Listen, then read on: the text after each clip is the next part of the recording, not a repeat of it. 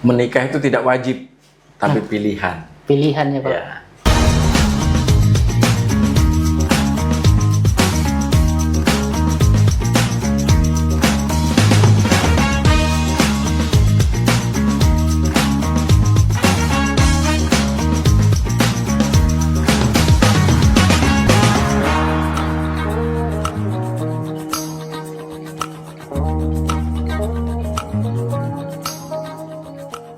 Assalamualaikum warahmatullahi wabarakatuh. Salam Om Swastiastu, Namo Buddhaya, salam kebajikan.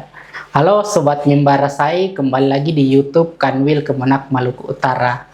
Nah, kali ini kita akan berbicara mengenai keluarga Hitasukaya. Dan untuk itu bersama saya sudah ada di samping saya Pak Marsam sebagai pembimbing masyarakat Buddha Kanwil Kemenak Maluku Utara. Pak, sehat Pak? Sehat. Alhamdulillah. Nah, mungkin untuk di awal-awal ini Pak, tentang keluarga Hitasukaya. Mungkin Bapak bisa menjelaskan sedikit, apa sih itu keluarga Hitasukaya Pak? Baik, keluarga Hitasukaya itu merupakan salah satu bimbingan dari program Bimas Buddha, khususnya untuk bidang urusan. Nah, Hitasukaya itu diambil dari dua kata dari istilah Sanskerta, Hita dan Sukaya. Hita itu kalau diterjemahkan secara letterlek itu adalah kesejahteraan dan kemanfaatan, sementara Sukaya itu bahagia.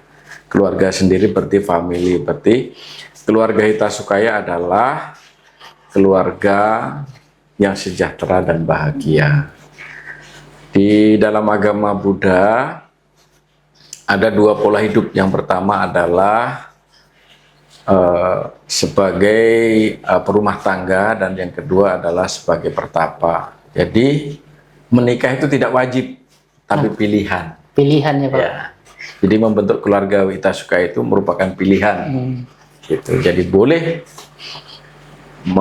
mengambil jalan untuk keluarga, membentuk keluarga, atau juga tidak. Gitu. Yang penting kalau sudah memilih berarti harus dijalankan. Harus serius, jadi tidak boleh main-main. Ya, gitu. Jadi karena itu pilihan, beda dengan kewajiban. Kalau kewajiban kan mau tidak mau dilakukan. Tetapi ketika kita sudah memilih untuk membentuk keluarga Hitasukaya, berarti kita punya kewajiban. Gitu. Oke, kalau menurut konsep Hitasukaya sendiri Pak, itu keluarga ideal menurut konsep Hitasukaya itu seperti apa? Hitasukaya itu berbicara tentang kewajiban antara suami dan istri, ya. Bagaimana sebaiknya antara suami dan istri.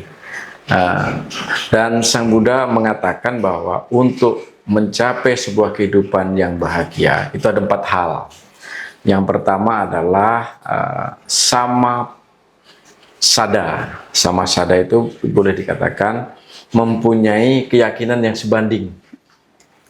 Yang kedua adalah sama caga. Antara suami dan istri harus mempunyai kedermawanan yang sebanding. Yang ketiga adalah sama sila. Jadi antara suami dan istri harus mempunyai moralitas yang sebanding. Dan yang keempat adalah sama panya. Antara suami istri sebaiknya memiliki kebijaksanaan yang sebanding. Jadi kalau antara suami istri memiliki 4 hal tersebut, itu sudah mempunyai fondasi awal untuk bisa membangun keluarga Hitasukaya. Jadi misalnya, kenapa harus sama sada? Ya, di undang-undang perkawinan kita kan dikatakan bahwa pernikahan yang bisa tercatat adalah yang satu agama. Dari sini bahwa di dalam agama Buddha, mereka yang punya keyakinan yang sama yang bisa dinikahkan secara agama Buddha. Ya, itu secara administrasi, tetapi secara itu bisa lebih mendalam, bisa ditingkatkan lagi keyakinan terhadap kebenaran, keyakinan terhadap Tuhan Yang Maha Esa dan sebagainya. Nah, sebuah keluarga itu harus meningkatkan itu. Antara suami dan istri harus mempunyai keyakinan yang sebanding. Ya. Kalau di konsep agama Islam kan kita kadang mendengar sakinah mawadah warahmah. Nah ini mungkin satu sama ya Pak dengan konsep Hita Sukaya ini. Mungkin istilahnya beda tapi maksudnya sama. Oh. Jadi di dalam membangun keluarga bahagia itu kan bagaimana kita mewujudkan keluarga bahagia itu kan ada banyak hal yang bisa dicapai. Keluarga bahagia misalnya bagaimana memanage keuangannya, Ya. ya kan? Nah, di dalam beberapa literatur Buddhis juga banyak diceritakan bagaimana untuk membangun ekonomi keluarga, bagaimana seorang istri itu membagi penghasilan suami sekian persen untuk kebutuhan rumah tangga, sekian persen untuk membangun investasi usaha, sekian persen untuk kehidupan sosial dan sebagainya. Itu juga diatur. Saya kira berbicara mengenai bahagia itu adalah salah satunya adalah membangun ekonomi keluarga. Selain itu juga seperti saya katakan tadi, selain punya keyakinan yang sebanding, tadi ada juga yang namanya punya moralitas yang sebanding. Nah. Ini sekarang marak pilwil ya, pilwil, pria idaman lain, wanita idaman lain. Nah itu kalau antara suami dan istri tidak mempunyai moral yang sebanding, ya itu terutama di sila ketiga di dalam Pancasila Buddhis itu suami istri ada yang namanya asusila, itu tidak boleh. Jadi antara suami dan istri kalau menjaga moralitas, otomatis keluarga, kelanggengan, sebuah hubungan harmonis itu bisa terjaga. Jadi pil will tidak akan ada karena antara suami dan istri itu mempunyai moralitas yang sebanding. Ya gitu.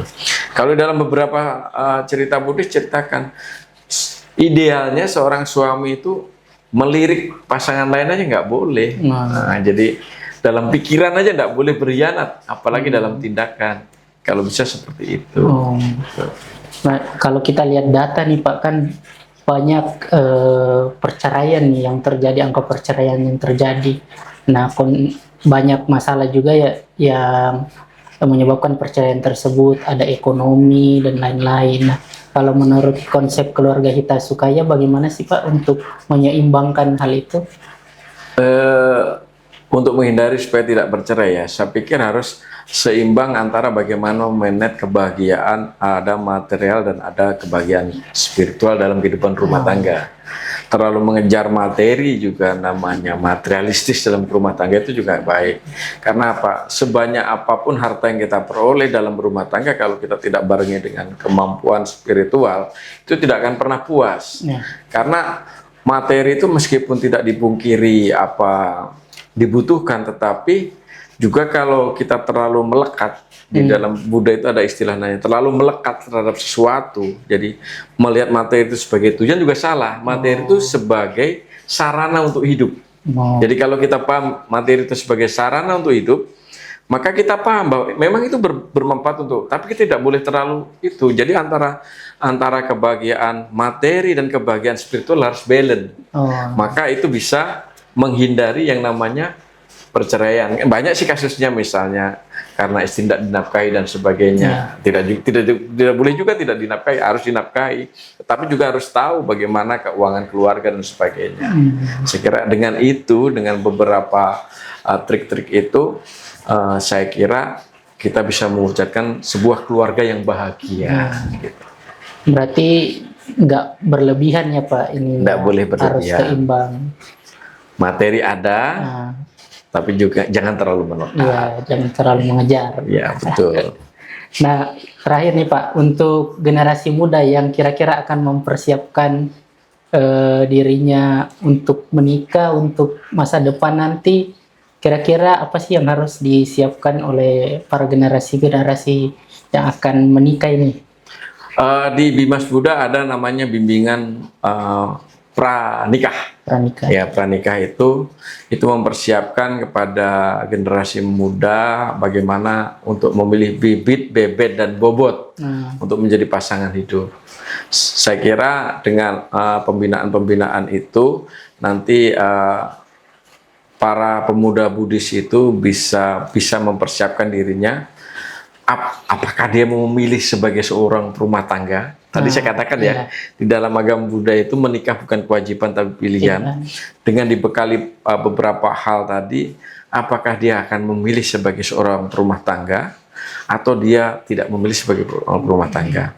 Nah, dengan pembekalan-pembekalan yang matang itu, sehingga nanti ketika mereka di usia yang cukup sesuai dengan ketentuan, bisa membentuk sebuah keluarga yang bahagia kita sukai.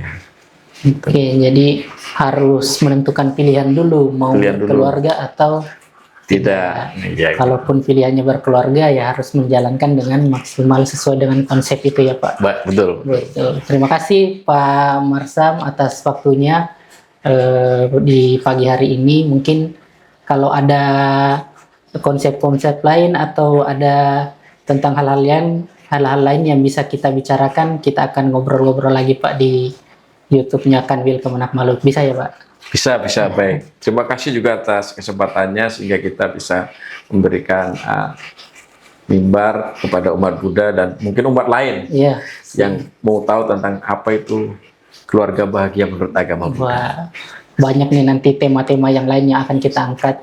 Siap. Baik, terima kasih Pak Marsam. Baik, sekian Sobat Mimbar Rasai podcast kita kali ini tentang keluarga Hitasukaya. Nantikan podcast-podcast lainnya bersama dengan Kanwil Kemenak Maluku Utara. Saya Arman Lukman, wabillahi taufiq wal hidayah. Wassalamualaikum warahmatullahi wabarakatuh.